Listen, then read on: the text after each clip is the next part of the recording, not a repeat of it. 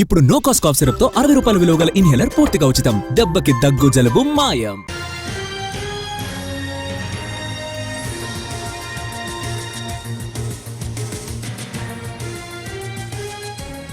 Betting apps promotion కేసులో ప్రకాష్ రాజును విచారించింది CID SIT బృందం.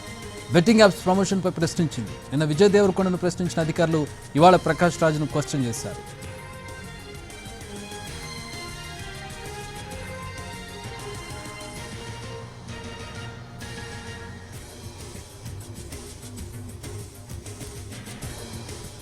సిఐడి సిట్ ఆఫీస్ నుంచి మా ప్రతినిధి రవి జాయిన్ అవుతూ ఉన్నారు. రవి, ఎంతసేపు ప్రశ్నిస్తున్నారు, అలాగే ఏ కోణాల్లో ప్రశ్నిస్తున్నారు?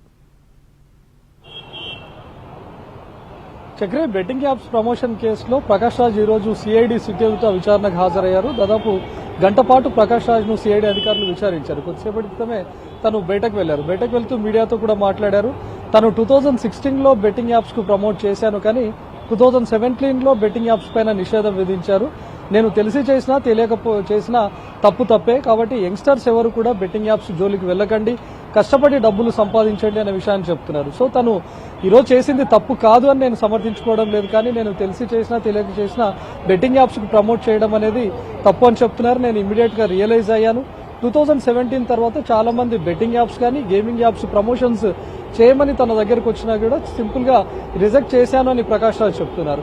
సో 2016లో ఏ బెట్టింగ్ యాప్ అయితే తను ప్రమోట్ చేశారు, జంగిల్ రమ్మీకి ప్రకాష్ రాజు ప్రమోట్ చేశారు. దానికి సంబంధించినటువంటి వివరాలన్నింటినీ సిఐడి అధికారులకు సబ్మిట్ చేశానని చెప్తున్నారు. బ్యాంక్ స్టేట్మెంట్స్ వివరాలు కూడా అడిగారు.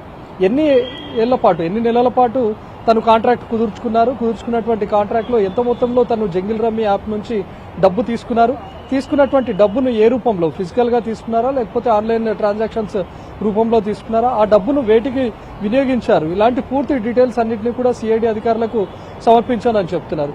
ఇప్పటికే ప్రకాష్ రాజ్ ఈడీ విచారణను కూడా ఎదుర్కొన్నారు. బెట్టింగ్ యాప్స్ పైన ఈడీ కూడా కేసు నమోదు చేసి కొంతమంది నటులను విచారించింది.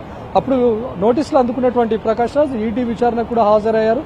ఎంటైర్ 5 years పాటు ఉన్నటువంటి బ్యాంక్ స్టేట్మెంట్స్ సబ్మిట్ చేయాలని చెప్పడంతో వాటికి సంబంధించి ప్రకాష్ రాజ్ కూడా సబ్మిట్ చేశారు. ఈడీ విచారణ తర్వాత సిఐడి కూడా ఒక సిట్ ను ఏర్పాటు చేసి ఈ బెట్టింగ్ యాప్స్ ప్రమోషన్స్ అదేవిధంగా గేమింగ్ యాప్స్ ప్రమోషన్స్ పైన విచారణ జరుపుతోంది. అందులో భాగంగానే నోటీసులు సర్వ్ చేసింది ప్రకాష్ రాజ్ కి. ఆ నోటీసులు అందుకున్నటువంటి ప్రకాష్ రాజ్ నిన్ననే విచారణకు హాజరవ్వాలి, కానీ తను అందుబాటులో లేకపోవడం వల్ల ఈ రోజు టైం కోరారు. ఈ రోజు 3 గంటలకు తను సిట్ అధికారుల ముందు హాజరయ్యారు. గంట పాటు విచారించారు. 4 గంటలకు తను బయటకు వచ్చారు. ఇదే సిఐడి నిన్న హీరో విజయ్ దేవరకొండను కూడా విచారించింది. అదేవిధంగా బిగ్ బాస్ ఫేమ్ అయినటువంటి సిరి హనుమంతును కూడా నిన్న 4 గంటల పాటు సిట్ అధికారులు విచారించారు. నిన్న సిఐడి సిట్ కు చేరుకున్నటువంటి విజయ్ దేవరకొండను సుమారు 2 గంటల పాటు విచారించారు. తను A23 అనే గేమింగ్ యాప్ కు ప్రమోట్ చేశారు. అయితే A23 పూర్తిగా చట్టబద్దమైనటువంటి యాప్ అని, కేవలం తెలంగాణ, ఆంధ్రప్రదేశ్ తో పాటు మరికొన్ని రాష్ట్రాల్లో మాత్రమే నిషేధం ఉందనేటటువంటి విషయాన్ని తెలుసుకున్నాను. అది పూర్తిగా చట్టబద్దమైనటువంటి యాప్ అని తెలుసుకున్న తర్వాతే ప్రమోట్ చేశాను అని విజయ్ దేవరకొండ సమర్థించుకున్నాడు. సో దానికి సంబంధించినటువంటి వివరాలన్నింటినీ కూడా ఇప్పటికే ఈడీకి సమర్పించారు. ఈడీ విచారణను కూడా విజయ్ దేవరకొండ ఎదుర్కొన్నారు. తాజాగా నిన్న 2 గంటల పాటు విచారణలో సిఐడి సిట్ అధికారులు అదే అడిగారు. ఎలాంటి బెట్టింగ్ యాప్స్ ప్రమోట్ చేశారు, ఎన్ని ఏళ్ల పాటు కాంట్రాక్ట్ కుదుర్చుకున్నారు, ఎంత మొత్తంలో డబ్బు తీసుకున్నారనేటటువంటి పూర్తి వివరాలను కూడా విజయ్ దేవరకొండ సమర్పించానని చెప్పారు. నిన్న 2 గంటల పాటు విచారణ ఎదుర్కొన్నారు. ఇక బిగ్ బాస్ ఫేమ్ గా ఉన్నటువంటి సిరి హనుమంతును 4 గంటల పాటు సిట్ అధికారులు విచారించారు. తన దగ్గర నుంచి పూర్తి ఆధారాలు సేకరించారు. తను ఒక బెట్టింగ్ యాప్ తో పాటు గేమింగ్ యాప్స్ ను కూడా ప్రమోట్ చేసింది. దాని ద్వారా వచ్చినటువంటి డబ్బుతో హైదరాబాద్ లో 3 బ్యూటీ ట్రీట్మెంట్ హాస్పిటళ్లను కూడా నెలకొల్పినట్టు ఇప్పటికే సిఐడి అధికారులు ఆధారాలు సేకరించారు.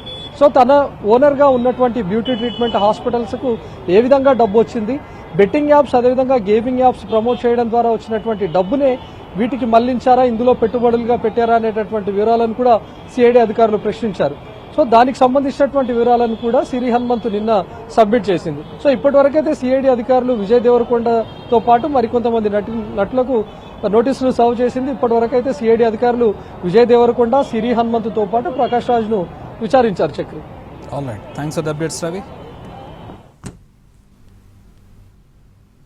ఆ బెట్టింగ్ యాప్ గురించి జరుగుతుంది, మీకు ఆ స్కామ్ గురించి తెలుసు. ఇంతకుముందు ఈడీ పిలిపించారు, వాడిని నేను కలిశాను.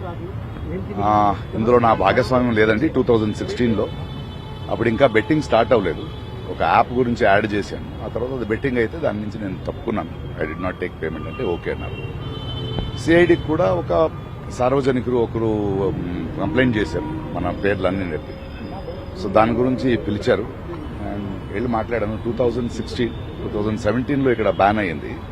2016లో ఇంకా బెట్టింగ్ స్టార్ట్ అవ్వలేదండి. ఆ యాప్ ఒక గేమ్ అనుకుని మేము చేసామండి. ఆ తర్వాత తెలిసింది బెట్టింగ్ యాప్ ఈజ్ రాంగ్, అందువల్ల నేను కంటిన్యూ చేయలేదు. ఆ డీటెయిల్స్ ఇచ్చాను. ఆ తర్వాత ఏదైనా చేశారా, వేరే కంపెనీస్ ఏదైనా చేశారంటే లేదండి అని చెప్పాను. బ్యాంక్ స్టేట్మెంట్స్ అప్పుడే ఇచ్చాము, అందులో ఏమీ లేదని తెలిసింది. బట్ ఒకటి మా మాధ్యమం మూలంగా చెప్తున్నది, ఏదో అది కొందరు పెద్దవాళ్ళు చేశారు, వాళ్ళు చేశారు రూల్స్ అని కాదు. Betting app is wrong. Okay, అది చాలా యంగ్స్టర్స్ జీవితాలు పాడైపోతున్నాయి. 2016లో మనకు తెలియదు అది ఇంకా యాప్ గా ఉంది, ఇంకా బెట్టింగ్ స్టార్ట్ అవ్వలేదు. బట్ ఎప్పుడైతే బెట్టింగ్ స్టార్ట్ అయ్యి అది బ్యాన్ అయ్యిందో, యంగ్స్టర్స్ కి నేను ఈ మూలంగా చెప్పేది ఒకటే, అంటే నేను బెట్టింగ్ యాప్ డబ్బులు పెట్టి చేయమని నేను యాడ్ చేయలేదని చెప్పడం చాలా ఈజీ. అలా కాదు. అది తెలిసి చేసినా తెలియక చేసినా తప్పే. యంగ్స్టర్స్ ప్రజలు అర్థం చేసుకోవాలి. మనం కష్టపడదాం, కష్టపడి సంపాదిస్తాం. ఇలాంటి యాప్ పోయి చాలా ఫ్యామిలీస్, చాలా youngsters they have lost there lifes.